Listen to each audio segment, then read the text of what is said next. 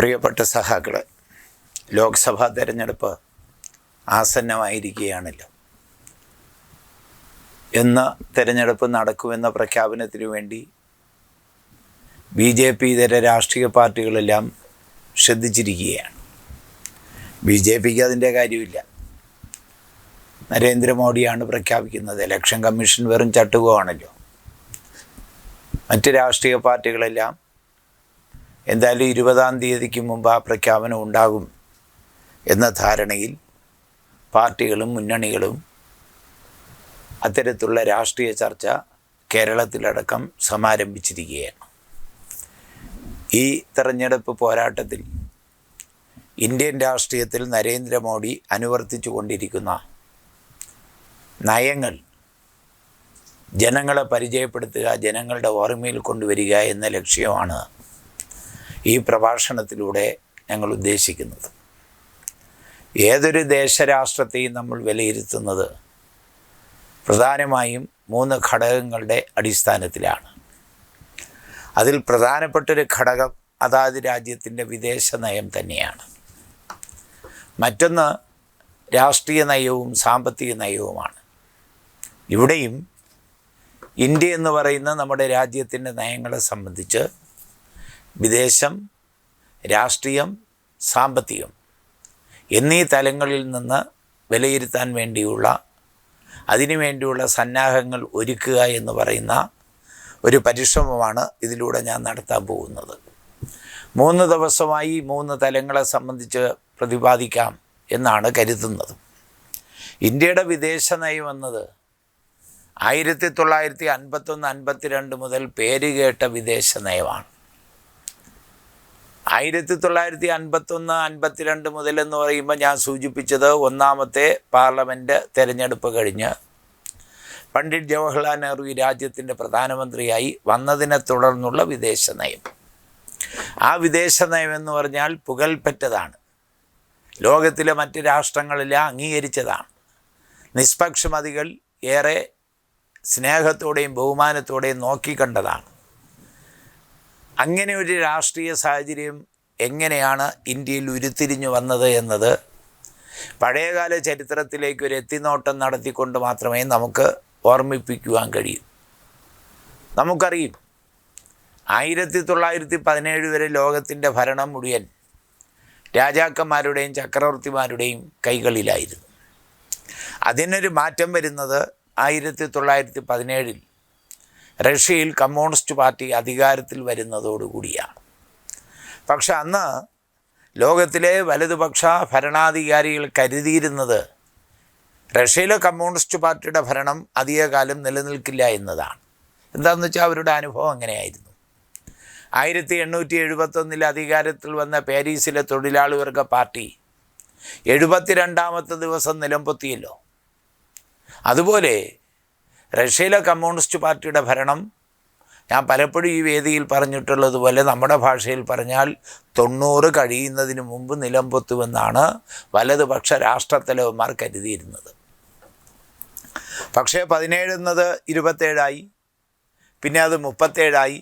ഒരു മാറ്റവും വരുന്നില്ല എന്ന് മാത്രമല്ല, 1917 റഷ്യയിൽ അധികാരത്തിൽ വന്ന കമ്മ്യൂണിസ്റ്റ് പാർട്ടി സമീപ പ്രദേശങ്ങളിലെ രാഷ്ട്രങ്ങളെ മുഴുവൻ കൂട്ടിയോജിപ്പിച്ച് 1919 സോവിയറ്റ് യൂണിയനും രൂപീകരിക്കുകയാണ്. പിന്നത്തെ സോവിയറ്റ് യൂണിയൻ്റെ ചരിത്രം എന്ന് പറഞ്ഞാൽ ലോകത്തിൻ്റെ ചരിത്രമായി മാറി. ലോകത്തിലെ ഏറ്റവും പ്രധാനപ്പെട്ട രാജ്യം നമ്പർ 1 ഏതെന്ന് ചോദിച്ചാൽ സൂര്യൻ അസ്തമിക്കാത്ത ബ്രിട്ടനെയല്ല പറഞ്ഞുകൊണ്ടിരുന്നത്. വിദ്യാഭ്യാസ മേഖലയിൽ, ആരോഗ്യ മേഖലയിൽ, വ്യാവസായിക മേഖലയിൽ, കാർഷിക മേഖലയിൽ ഏതേതെല്ലാം മേഖലകളെ തരംതിരിച്ച് വിലയിരുത്താമോ ആ മേഖലകളിലെല്ലാം 1ാമത്തെ സ്ഥാനക്കാരനായി സോവിയറ്റ് യൂണിയൻ വച്ചടി കയറിക്കൊണ്ടിരിക്കുകയായിരുന്നു. അപ്പോഴാണ് 1932 ജർമ്മനിയിൽ ഹിറ്റ്ലർ വരുന്നു. ഇപ്പുറത്ത് ഇറ്റലിയിൽ മുസോളിനിയുണ്ട്. ഈ 2 കൂട്ടരും ഗൂഢാലോചന നടത്തിക്കൊണ്ടാണ് 1939 സെപ്റ്റംബർ മാസം 1 2ാം ലോക മഹായുദ്ധം ആരംഭിച്ചത്. അതിൻ്റെ ചരിത്രമൊന്നും ഞാൻ പറയുന്നില്ല, നമ്മുടെ വിഷയം അതല്ലല്ലോ. അതുകൊണ്ട് പരമാവധി ചുരുക്കി നമ്മുടെ ഘടകത്തിലേക്ക് എത്താൻ വേണ്ടിയുള്ള പരിശ്രമമാണ് നടത്തുന്നത്. അപ്പോൾ 1939 സെപ്റ്റംബർ മാസം 1 ആരംഭിച്ച രണ്ടാം ലോക മഹായുദ്ധം 1945 മെയ് മാസം ആകുമ്പോഴേക്കും സമാപിക്കുകയാണ്, ഇല്ലാതാവുകയാണ്, തീരുകയാണ്, അവസാനിക്കുകയാണ്. ഹിറ്റ്ലർ ആത്മഹത്യ ചെയ്യുന്നു. മുസോളിനെ രോക്ഷാകുലരായ ജനങ്ങൾ തല്ലി കൊല്ലുന്നു. അതോടുകൂടി രണ്ടാം ലോക മഹായുദ്ധം ഫാസിസത്തിൻ്റെ അവസാനത്തേതോടുകൂടി തീരുകയാണ്. ഇപ്പുറത്ത് സൂര്യൻ അസ്തമിക്കാത്ത നാടെന്ന് നമ്മൾ പറഞ്ഞിരുന്ന ഗ്രേറ്റ് ബ്രിട്ടൻ്റെ ശക്തി അങ്ങ് ക്ഷയിച്ചു. ഇത്രയും സമയം പറഞ്ഞതിൽ ഇതുവരെ അമേരിക്ക എന്നൊരു പേര് ഞാൻ പറഞ്ഞില്ല.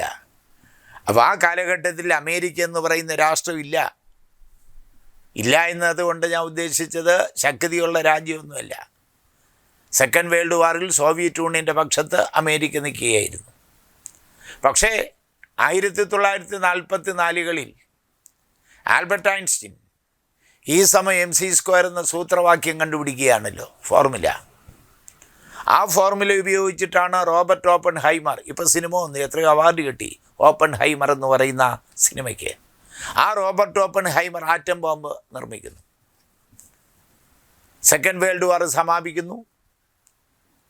ഏത് രാഷ്ട്രത്തെ തകർക്കണമെന്നാണോ വലതുപക്ഷ രാഷ്ട്രത്തലവന്മാർ ആഗ്രഹിച്ചിരുന്നത്, ആ സോവിയറ്റ് യൂണിയൻ പൂർവാധികം ശക്തി സമാഹരിച്ച് തല ഉയർത്തി നിൽക്കുകയാണ്.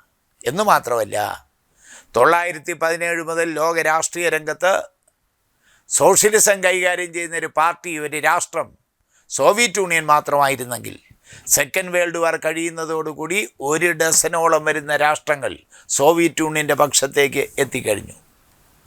വളരെ മിതമായ ഭാഷയിൽ പറഞ്ഞാൽ 45ഓടുകൂടി സോവിയറ്റ് യൂണിയൻ നേതൃത്വം കൊടുക്കുന്ന ഒരു സോഷ്യലിസ്റ്റ് ചേരി ലോക രാഷ്ട്രീയ രംഗത്ത് സംജാതമായി.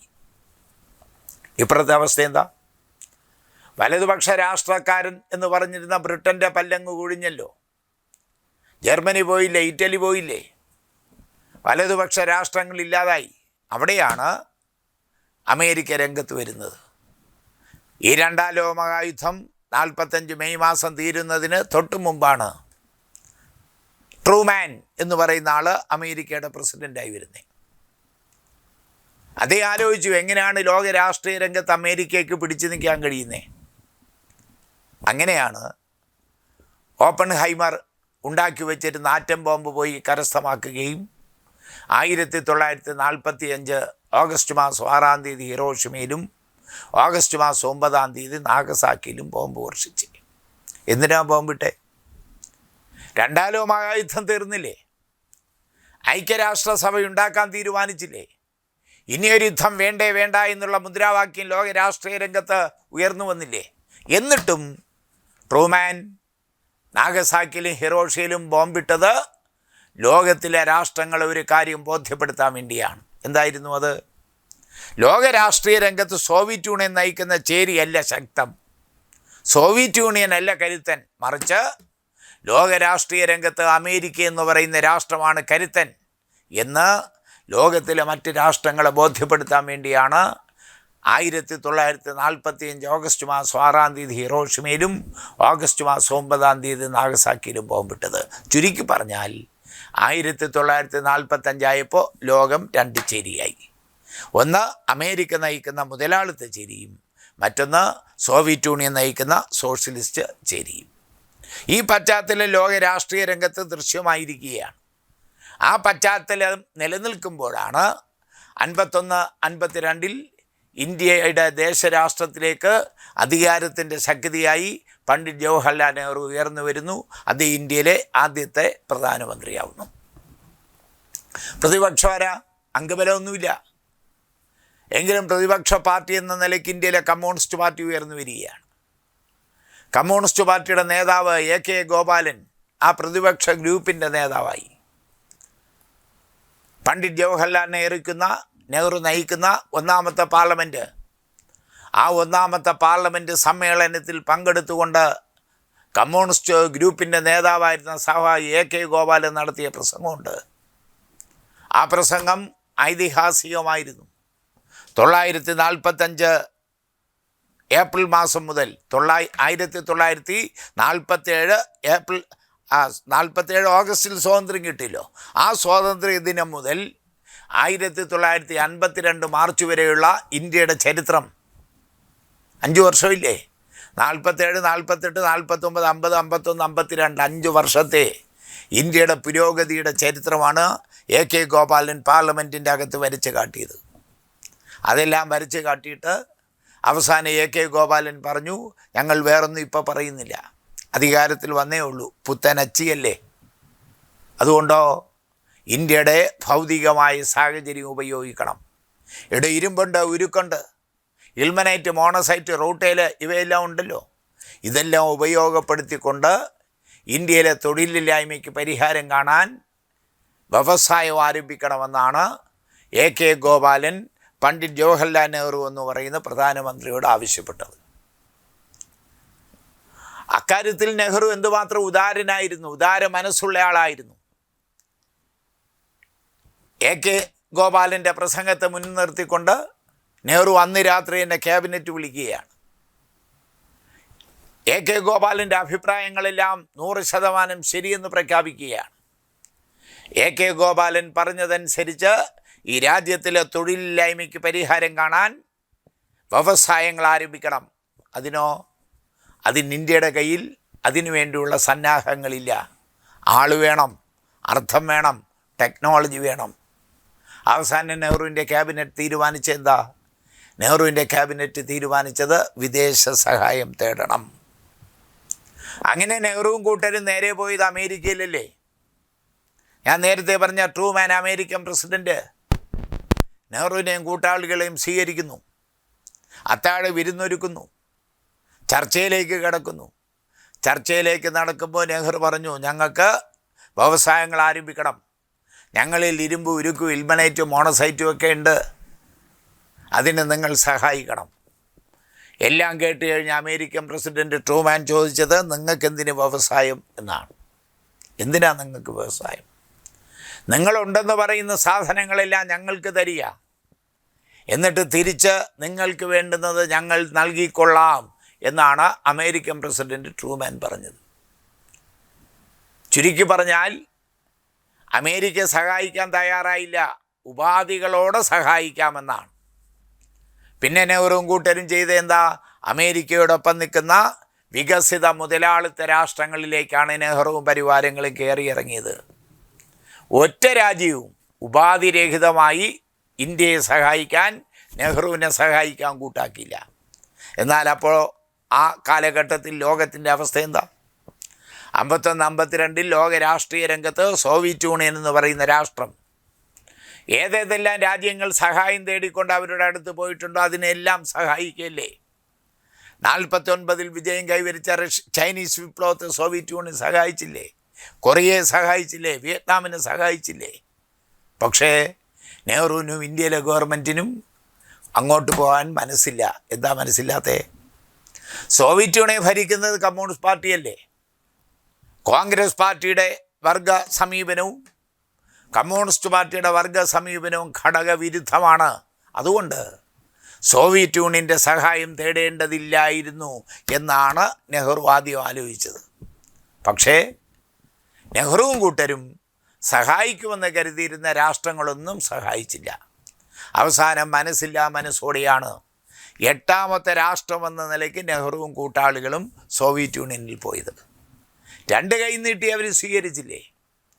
ഇന്ത്യക്ക് വേണ്ടുന്നതെല്ലാം, ആളായാലും അർത്ഥമായാലും ടെക്നോളജി ആയാലും നൽകാമെന്ന് സോവിയറ്റ് കമ്മ്യൂണിസ്റ്റ് പാർട്ടിയുടെ തലവൻ സോവിയറ്റ് യൂണിയൻ്റെ പ്രസിഡൻറ്റ് പ്രഖ്യാപിക്കുന്നു. അങ്ങനെയാണ് നെഹ്റുവും കൂട്ടാളികളും തിരിച്ചു വരുന്നു. കോൺഗ്രസ് പാർട്ടിയുടെ AICC മീറ്റിംഗ് ആവടിയിൽ ചേരുന്നു. ഇന്ത്യ ഭരിച്ചുകൊണ്ടിരിക്കുന്ന കോൺഗ്രസ് പാർട്ടിയുടെ ലക്ഷ്യം സമത്വസുന്ദരമായ ക്ഷേമരാഷ്ട്രം എന്ന് പ്രഖ്യാപിക്കുന്നു.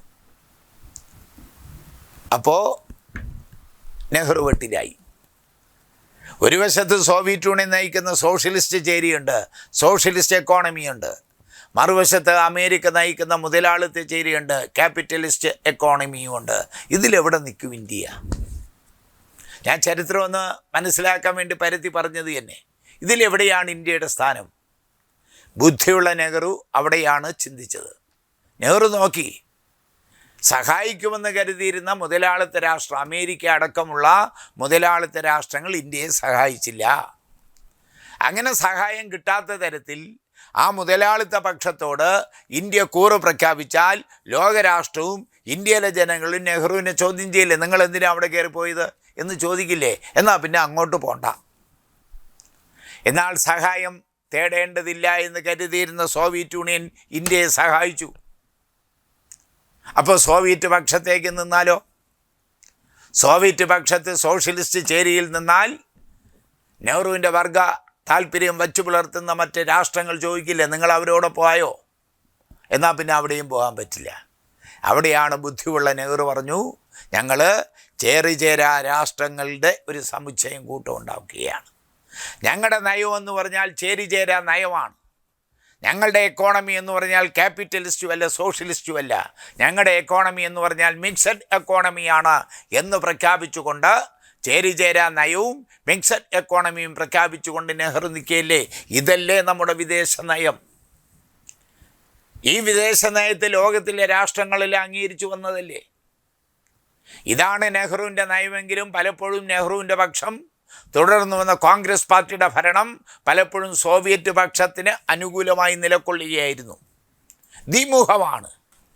ഇന്ത്യൻ ഭരണവർഗത്തിൻ്റെ സ്വഭാവത്തെ പാർട്ടി പരിപാടിയടക്കം വിലയിരുത്തുന്നത് ഇന്ത്യൻ ഭരണാധികാരി വർഗത്തിന് ഇരട്ടമുഖമുണ്ട് എന്നാണ്.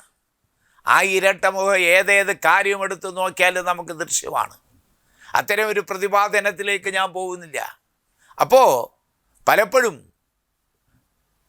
ഇന്ത്യ സോവിയറ്റ് പക്ഷത്തിന് അനുകൂലമായി സമീപനം സ്വീകരിക്കുകയായിരുന്നു. എന്നാൽ പലപ്പോഴും അമേരിക്കൻ പക്ഷപാതിത്വം കാണിക്കുകയും ചെയ്തിട്ടുണ്ട്. അതൊരു കളിയായിരുന്നു, ഡിപ്ലോമാറ്റിക്കായൊരു കളിയാണ് ഇന്ത്യ നടത്തിക്കൊണ്ടിരുന്നത്. പക്ഷേ 1991 ആയപ്പോഴേക്കും ആ വിദേശ നയം വല്ലാത്ത ഒരു കെടുതിയിലേക്ക് വീഴുകയാണ്. എന്താ? സോവിയറ്റ് യൂണിയൻ എന്തായിരുന്നു? സോഷ്യലിസ്റ്റ് ചേരിയില്ലാതായി. അമേരിക്ക അന്നു മുതൽ ലോകത്തിലെ രാഷ്ട്രങ്ങളെ ഏകധ്രുവ രാഷ്ട്രമാക്കി മാറ്റാൻ വേണ്ടിയുള്ള പരിശ്രമം നടത്തിയല്ലേ? അപ്പോൾ ഇന്ത്യയുടെ നയം എന്തായി? നരസിംഹറാവുവാണ് പ്രധാനമന്ത്രി. പിന്നെ ആരാരെല്ലാം ഇന്ത്യ ഭരിക്കാൻ വന്നു? അപ്പോൾ ചുരുക്കി പറഞ്ഞാൽ സോവിയറ്റ് യൂണിയൻ്റെ പതനത്തോടുകൂടി ലോക രാഷ്ട്രീയ രംഗത്തൊരു പുത്തൻ സാമ്പത്തിക നയം നടപ്പാക്കി തുടങ്ങിയതോടുകൂടി ഇന്ത്യയുടെ വിദേശ നയത്തിൽ വ്യതിയാനം സംഭവിക്കുകയാണ്. ഇന്ത്യയുടെ വിദേശ നയം സാമ്രാജ്യത്വ അനുകൂല വിദേശ നയവുമായി മാറുകയാണ്. എങ്കിൽ പോലും അപ്പോഴപ്പോഴായി വെള്ളി രേഖകൾ പോലെ ഇന്ത്യയുടെ വിദേശ നയം അമേരിക്കൻ പക്ഷപാതത്തിന് എതിരായി സമീപനം കൈക്കൊണ്ടിട്ടുകൊണ്ട് അത് ഇന്ത്യയിലെ ഇടതുപക്ഷ പാർട്ടികളുടെ കമ്മ്യൂണിസ്റ്റ് പാർട്ടിയുടെ ഇടപെടൽ കൊണ്ടാണ് ഇന്ത്യ അത്തരത്തിലൊരു സമീപനം സ്വീകരിച്ചു വന്നിട്ടുള്ളത് എന്ന് ഞാൻ പറഞ്ഞു വയ്ക്കുകയാണ്. ഇപ്പോഴത്തെ ഇന്ത്യയുടെ വിദേശ നയം എന്താ? ഈ വർത്തമാനകാലത്ത് ഇന്ത്യ സ്വീകരിച്ചിരിക്കുന്ന വിദേശ നയം എന്ന് പറഞ്ഞാൽ സാമ്രാജ്യത്തിന് അനുകൂലമായ വിദേശ നയമല്ലേ? മറ്റൊന്നും ഞാൻ പറയുന്നില്ല. അലണ്ടയുടെ കൊലപാതകമായാലും ചിലിയാണ് അലണ്ടെ. സദ്ദാം ഹുസൈൻ്റെ കൊലപാതകമായാലും അഫ്ഗാനിസ്ഥാനിലെ നജീബുള്ളയുടെ കൊലപാതകമായാലും ഇതുമെല്ലാം നടത്തിയത് അമേരിക്കൻ സാമ്രാജ്യത്വമല്ലേ? ആ അവസരങ്ങളിലെല്ലാം ഇന്ത്യ സ്വീകരിച്ചിരിക്കുന്ന നയമെന്ന് പറഞ്ഞാൽ ഒരു തരം ഇരട്ടമുഖത്തിൻ്റെ നയമാണ്. പക്ഷേ ഇപ്പോഴോ അതെല്ലാം മാറ്റി ഇന്ത്യയുടെ ഇന്നത്തെ ലോക രാഷ്ട്രീയത്തിലെ ഏറ്റവും പ്രധാനപ്പെട്ട സുഹൃത്ത് ആരാന്ന് ചോദിച്ചാൽ എൻ്റെ ഭാഷയിൽ പറഞ്ഞാൽ തെമ്മാടി രാഷ്ട്രമാകുന്ന ഇസ്രായേലാണ്. ഇന്ന് ലോകം ചർച്ച ചെയ്യുന്ന വിഷയമെന്ന് പറഞ്ഞാൽ പാലസ്തീൻ ഇസ്രായേൽ യുദ്ധമല്ലേ? ആ ഇസ്രായേലിനോടൊപ്പം നിൽക്കുന്ന ലോകത്തിലെ പരിമിതമായ രാഷ്ട്രങ്ങളിൽ പ്രധാനപ്പെട്ട രാജ്യം ഇന്ത്യയല്ലേ? അതോടുകൂടി ഇന്ത്യയുടെ വിദേശ നയത്തിൻ്റെ മുഖംമൂടി അങ്ങ് അടിഞ്ഞു വീഴുകയല്ലേ? പിന്നെ അവർക്ക് എന്താ പ്രസംഗിക്കാൻ കഴിയുന്നത്? വെറുതെ ഞങ്ങൾ പറയുകയല്ലോ. കഴിഞ്ഞ കുറേ കാലമായി നരേന്ദ്രമോദി ഇന്ത്യയുടെ പ്രധാനമന്ത്രിയായി വന്നതോടുകൂടി ഞങ്ങൾ ഈ നയം ഇങ്ങനെ പറഞ്ഞുകൊണ്ടിരിക്കുകയാണ്. ഇസ്രായേലിൽ നിന്ന് ഏറ്റവും കൂടുതൽ ആയുധം വാങ്ങുന്ന ലോകത്തിലെ നമ്പർ 1 രാജ്യം ഇന്ത്യയാണ്. അതിൻ്റെ കണക്കുകളൊക്കെ ഉണ്ടല്ലോ. ആ കണക്കുകളൊന്നും ഈ വേദിയിൽ ഞാൻ വിശദീകരിക്കാൻ വേണ്ടി ശ്രമിക്കുന്നില്ല. അപ്പോൾ ഏറ്റവും കൂടുതൽ ആയുധം വാങ്ങുന്ന രാജ്യം എവിടുന്നാ? ഇസ്രായേലിൽ നിന്ന്. ഇന്ത്യ ഇസ്രായേലും സംയുക്തമായി മിസൈലുകൾ നിർമ്മിക്കുകയല്ലേ? സംയുക്ത പരീക്ഷണം അല്ലേ? ആ സംയുക്തമായി നിർമ്മിച്ചെടുക്കുന്ന മിസൈലുകൾ എവിടെ കൊണ്ടിടുകയാണ്? ഗാസയിൽ നടന്നുകൊണ്ടിരിക്കുന്ന യുദ്ധത്തിനെതിരെ ഇറാനും സിറിയയ്ക്കും മേലെ ചാര നിരീക്ഷണം നടത്തുന്നതിന് ഉപയോഗിക്കുകയാണ് ഇസ്രായേൽ. കണ്ടില്ലേ ഇന്ത്യയുടെ വിദേശ നയം പോണ പോക്ക്? കണ്ടില്ലേ? ഈ വിദേശ നയത്തെ ചെറുത്ത് തോൽപ്പിക്കണ്ടേ? ഈ വിദേശ നയം ഇന്ത്യയുടെ ഭൂതകാല ചരിത്രത്തിന് കളങ്കം ചാർത്തുന്ന വിദേശ നയമല്ലേ? ആ വിദേശ നയമല്ലേ ഇന്ത്യ ഇന്ന് സ്വീകരിച്ചു കൊണ്ടിരിക്കുന്നത്? ഇന്ത്യ പണ്ട് കാലങ്ങളിൽ സ്വീകരിച്ചിരുന്ന നയം എന്താ? ഇന്നിപ്പോൾ മാതൃഭൂമി ആഴ്ച പതിപ്പ് വായിച്ചപ്പോൾ സുനിൽ പി ഇളയിടത്തിൻ്റെ പ്രസിദ്ധമായ നല്ലൊരു ലേഖനമാണ് വായിച്ചത്. ഫോട്ടോഗ്രാഫിയെ സംബന്ധിച്ച്, ഗാന്ധിജിയെ സംബന്ധിച്ച്, ഗാന്ധിജിയുടെ ഫോട്ടോഗ്രാഫികളെ സംബന്ധിച്ചാണ്. അദ്ദേഹം പത്രക്കാരെ കണ്ടിരുന്നില്ല, ഫോട്ടോയ്ക്ക് വേണ്ടി പോസ് ചെയ്തിരുന്നില്ല എന്ന് പറയുന്ന പഠനാർഹമായ ഒരു ലേഖനമാണ് സുനിൽ പി ഇളയുടെ ഇന്ന് മാതൃഭൂമിയിൽ എഴുതിയിരിക്കുന്നത്. അതാണ് അതിൻ്റെ അവസ്ഥയെന്ന് പറഞ്ഞാൽ. അപ്പോൾ ഞാൻ പറഞ്ഞതെന്താണെന്ന് വെച്ചാൽ, ഇന്ത്യയുടെ അവസ്ഥ എന്തായിരുന്നു? ഇന്ത്യയുടെ അവസ്ഥയെന്ന് പറഞ്ഞാൽ നമ്മൾ ചർച്ച ചെയ്യേണ്ടുന്നൊരു വിഷയമല്ലേ? അപ്പോൾ ഇന്ത്യ ഇന്നലകളിൽ ഇങ്ങനെയല്ലല്ലോ. അതുപോലെ ഞാൻ ഈ പറഞ്ഞു വന്നതുപോലെ ഇന്നിപ്പോൾ ഫോട്ടോഗ്രാഫിയെ പറ്റിയാണ് സുനിൽ പി ഇളയിടം എഴുതിയിരിക്കുന്നതെങ്കിൽ എൻ്റെ മനസ്സിൽ ഈ പ്രസംഗത്തിൻ്റെ ഇടയിൽ കടന്നു വന്ന 2 ചിത്രങ്ങൾ അത് പറയാൻ വേണ്ടിയാണ് ഞാൻ ഇങ്ങനെ കിടന്ന് തപ്പിയത്. എന്താ അത്? ഒന്ന്, പാലസ്തീൻ വിമോചന പ്രസ്ഥാനത്തിൻ്റെ നേതാവ് യാസർ അരാഫത്തും ശ്രീമതി ഇന്ദിരാഗാന്ധിയും കൂടെ നിൽക്കുന്ന ചിത്രം. കണ്ടിട്ടില്ലാത്തവരുണ്ടാവില്ലല്ലോ. പത്രം വായിക്കുന്ന ആളുകൾ, ആനുകാലികങ്ങൾ ശ്രദ്ധിക്കുന്ന ആളുകൾ, അതെല്ലാം നടത്തുന്ന ആളുകളുടെ മനസ്സിൽ പതിഞ്ഞിട്ടുള്ളൊരു ചിത്രമാണ് ശ്രീമതി ഇന്ദിരാഗാന്ധി എന്ന ഇന്ത്യയുടെ പ്രധാനമന്ത്രിയും PLOയുടെ നേതാവായിരുന്ന യാസർ അരാഫത്തും ഇങ്ങനെ ആലിംഗനബദ്ധരായി നിൽക്കുന്ന ചിത്രം. ഐതിഹാസികമായ ചിത്രമാണ്, ക്ലാസിക് ചിത്രമാണ്. മറ്റൊന്ന് ക്യൂബൻ പ്രസിഡന്റ് ഫിദൽ കാസ്ട്രോയും ശ്രീമതി ഇന്ദിരാഗാന്ധിയും ചേരിചേരാ രാഷ്ട്രങ്ങളുടെ ഉച്ചകോടിയിൽ വെച്ചെടുത്ത ചിത്രം. ഇതൊക്കെ തെളിവുകളല്ലേ?